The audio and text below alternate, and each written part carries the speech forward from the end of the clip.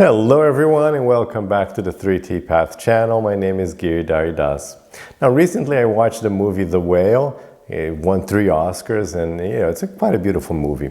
And I couldn't help but take many lessons from the film, but I want to share with you 3 lessons which I picked up from the movie. So first of all, first lesson is know yourself. It's so important to get to know yourself. Take time to look inside. Yoga and this path we're on here, it's all about getting to know yourself. We get distracted by material reality, by the outside, by the external events of our life. And we get caught up in the things happening outside and in people's opinions of us, which is also something external, and then we shape our lives based on these things that are happening outside of us and people's opinions, social norms, and we don't take the time to actually look inside, get to know who we really are, and then live our own lives. Because if you don't know who you really are, then the choices you make won't be true to you. And they can be quite harmful. So it's one of the things you'll get from the movie. It's like by not being true to yourself, you make choices, you make life choices which may have profound impact, not only on yourself, but on other people, and damaging impact on other people's lives. And then that comes back to you in guilt and suffering as well. So first of all, really get to know yourself, be true to yourself so you can live your true life. Second point, never run away from pain. Pain is really hard to accept pain.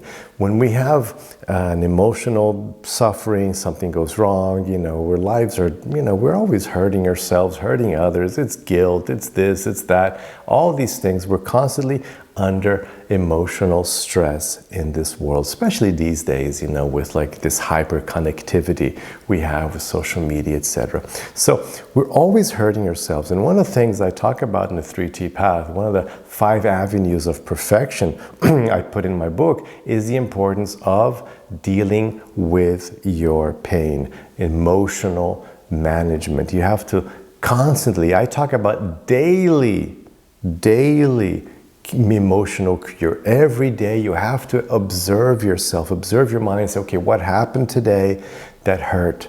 Where is there a hurt today? Where did I develop some sort of emotional pain today? Look at that right away, take care of it right away. It's just like when you get like a cut. If you don't take care of it, it'll get, it will get infected, it'll get worse, it could get very serious. The quicker you are at dealing with any sort of physical cut, damage, the better your healing is going to be. And it's the same thing with emotional pain, emotional damage. You cannot run away from it. I know it hurts, but you have to accept it and deal with it. Work through it. If you can't do it on your own, you have to go and get some help, get professional help, because emotional pain will not go away just because you try to ignore it. If you just try to push it aside, push it into your unconscious, it will not go away.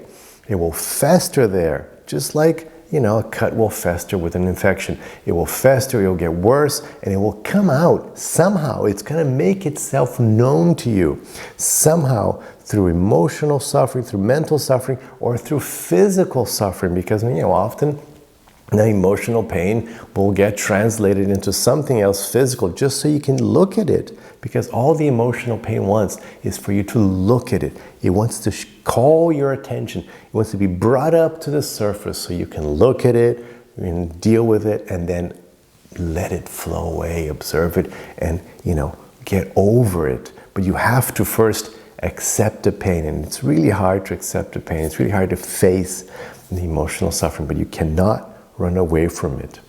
The third lesson I got from this movie is the importance of never accepting the position of a victim. Victimhood is awful. When you accept your position as a victim, then you lose power and you lash out.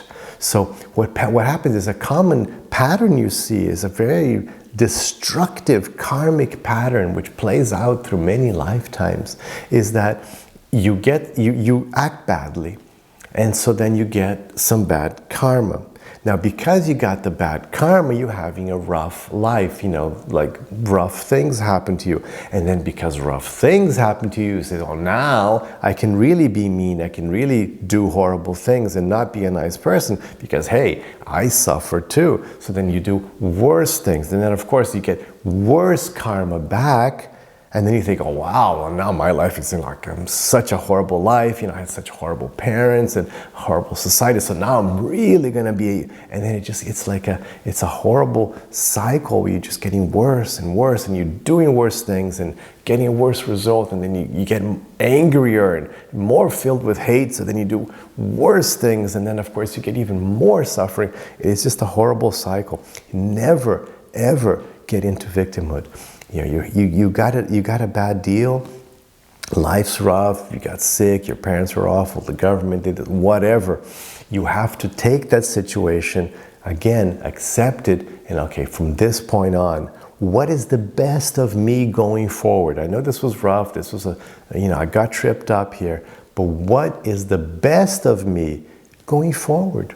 Because when you do the best of you, not only are you now fixing all your bad karma, not only are you now creating a much better future for yourself, but more importantly, spiritually speaking, you're now feeling well, you're feeling good about yourself. You don't hate, because in the end, if you're hurting people and being mean and horrible, that comes back. It just makes you feel awful as well, even if the person is like kind of compelled to do it. But it doesn't feel good. It's not a good feeling. You'll know that you're doing wrong. Your emotions, your agitation, anger, these are not good feelings. Lack of compassion, anger, these aren't nice things to experience, even as the doer, to speak as the receiver, but as the doer, it's also not nice.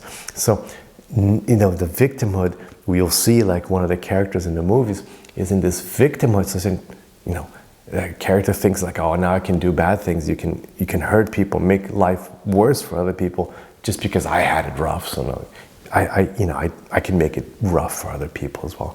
So that's a very, very destructive kind of sentiment. Anyway, these are just 3 lessons I wanted to share with you here. The importance of knowing yourself and being true to yourself and acting and taking life decisions based on who you are and not on external things. Second, the importance of never running away from pain, accepting the emotional pain, like rough, horrible things can happen. You have to face them and deal with them correctly. And third, the importance of never getting into victimhood and justifying your improper behavior, your lowly behavior, based on victimhood, like, oh, he did this to me, so now I'm going to do something bad in return. Never get into that, because it just makes your life ever increasingly worse. Of course, there are other great lessons you can take from the movie. There's a bit of a, it's a great tragedy, and there's all these emotions. It's a beautiful movie. And of course, I must leave a little note here at the end, which, a criticism of the movie is that it does kind of like do a bit of the whole fat phobia thing. It portrays, being overweight, in the typical way that's not very true. It doesn't recognize that, if the person, weighs 600 pounds, it's obviously not because they're just being stupid or because they want to. Obviously it involves physical, mental problems which the person has, and it has to be recognized, and that's just like gluttony. It's just not just a person just being disgusting, or, so that, should have been addressed. But anyway, nothing's perfect. So I highly recommend you watch it too and see if you think these lessons are appropriate for the movie. Let me know below if you have watched it and what other lessons you got from the movie. So that's it for now. Thank you very much for your time and patience. Hare Krishna.